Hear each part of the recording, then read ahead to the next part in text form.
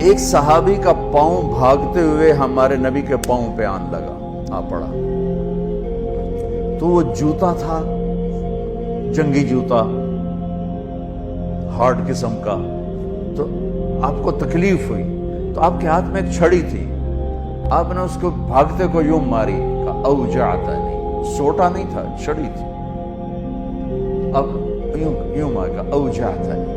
ارے تو نے دیکھ کے تو بھاگنا تھا، تو نے میرا پاؤں کچل دیا، مجھے تکلیف پہنچائی تو نے۔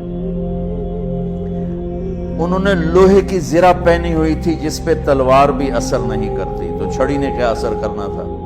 ٹھیک ہے نا میری بات سمجھ میں آئی؟ کہ انہوں نے لوہے کا لباس پہنا ہوا تھا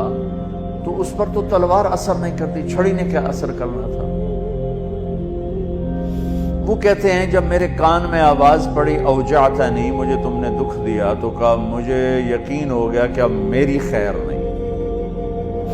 اب اللہ تعالیٰ کی طرف سے کوئی وحی آئے گی،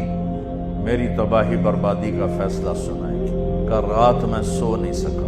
ساری رات جاگتا رہا، فجر کی نماز پڑھی تو اعلان، اپنے خیمے میں پہنچا تو اعلان ہوا کہ جس شخص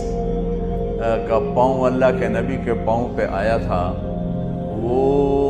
حاضر ہو جائے، جس کا پاؤں نبی کے پاؤں پہ پڑ گیا تھا وہ حاضر ہو جائے۔ کہنے لگے میں نے کہا لے ہو گئی نا گل پوری، اب پتہ نہیں تیرے لیے کیا سزا آ رہی ہے۔ کہ میں ڈرتے ڈرتے پہنچا، آپ تشریف فرما تھے، آپ نے مجھے دیکھ کے تبسم فرمایا اور فرمایا کہ میرے بھائی کل میں نے آپ کو چھڑی ماری تھی، وہ پاؤں والی بات ہی چھوڑ دی، کل میں نے آپ کو چھڑی ماری تھی تو میں اس پہ معافی مانگنے کے لیے آپ کو بلایا ہے۔ میں آپ کو پہلے کیا بتا چکا ہوں کہ لوہے کے لباس پر تو تلوار اثر نہیں کرتی، تو چھڑی کیا کرتی؟ کہ میں ایک تو آپ سے معافی مانگنی ہے اس لیے آپ کو بلایا ہے، اور دوسرا کیا، یہ ذرا سننے والی بات، اور دوسرا وہ جو میں نے آپ کو چھڑی ماری تھی اس کے ازالے کے لیے میرے پاس ایک ہی تجویز آئی ہے ذہن میں، اللہ نے ڈالی ہے، یہ میرے پاس 60 اونٹنیاں ہیں، میں آپ کو گفٹ کرتا ہوں، لے جائیں 60 اونٹنیاں۔ عرب کی سب سے قیمتی متاع اونٹنی تھی، اونٹ بھی نہیں، اونٹ سے تو آگے نسل نہیں چلتی، اونٹنی بچے دیتی، تو 60 اونٹنیاں اس کو دیں ایک چھڑی مارنے پر۔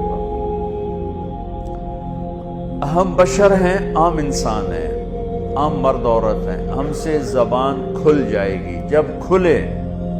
فوراً معافی مانگ لو، اپنی طبیعت پہ جبر کر کے، اپنے آپ کو شکست دے کے